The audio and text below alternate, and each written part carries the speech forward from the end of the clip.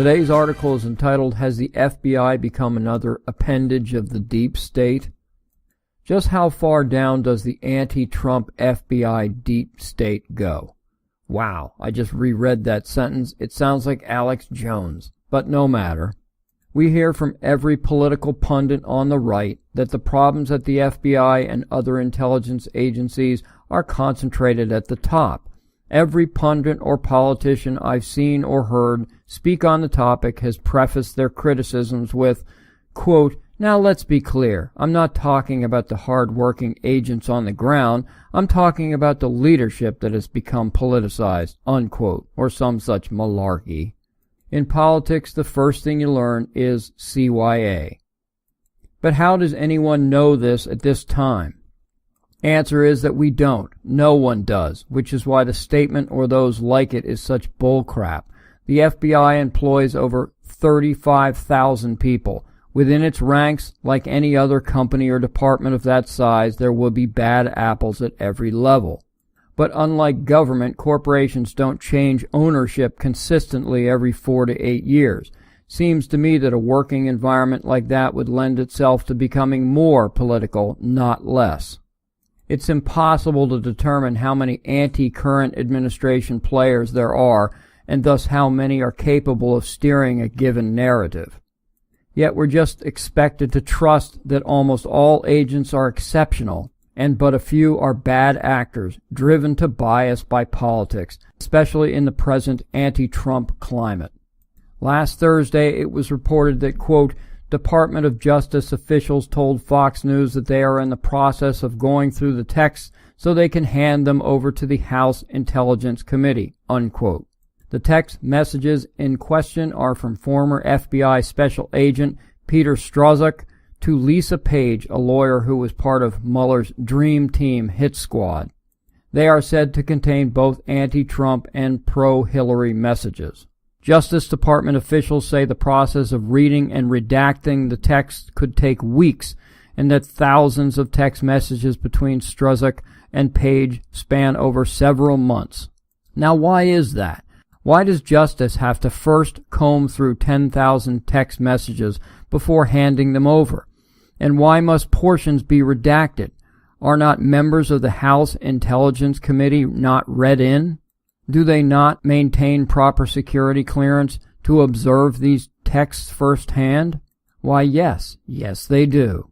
According to the CIA Center for the Study of Intelligence, there are no written rules agreed to by both branches governing what intelligence will be shared with the Hill or how it will be handled.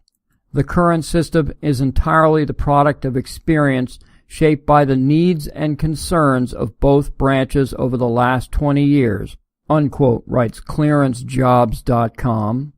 So the obvious question would then be, who exactly at Justice determines the needs and concerns of the House Intelligence Committee? Are they all mind readers? Is it some Obama holdover? Because it sure doesn't appear that many Trump people reside at Justice. Quote, House members beginning with the 104th Congress do have to take a secrecy oath. Members of the House Permanent Select Committee on Intelligence, the committee with oversight over intelligence agencies including the CIA and NSA, have a separate oath commensurate with their unique access to sensitive information. Again, these oaths take the way of a public pledge, vice the arduous security clearance process complete with SF-86 undertaken by the average security clearance professional, unquote.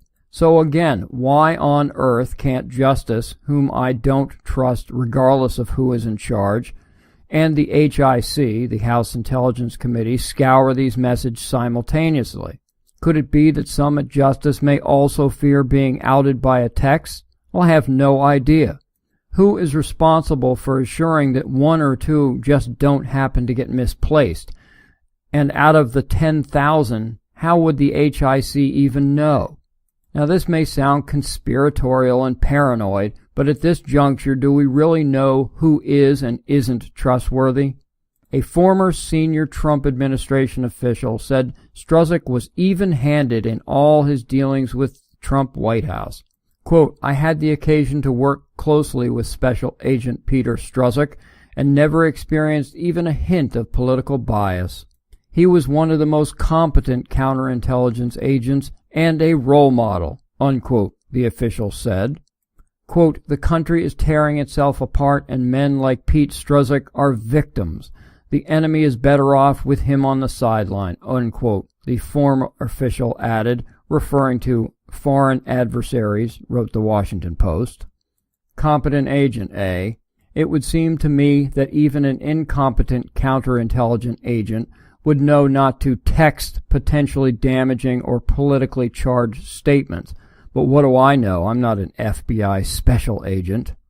What I do know is that the FBI appears less competent than years past and certainly more political. This whole Strzok episode, like many others which seek or sought to damage the president and benefit Hillary Clinton, stinks to high heaven. I hope the truth will make an appearance soon, but I won't hold my breath. Thank you for listening.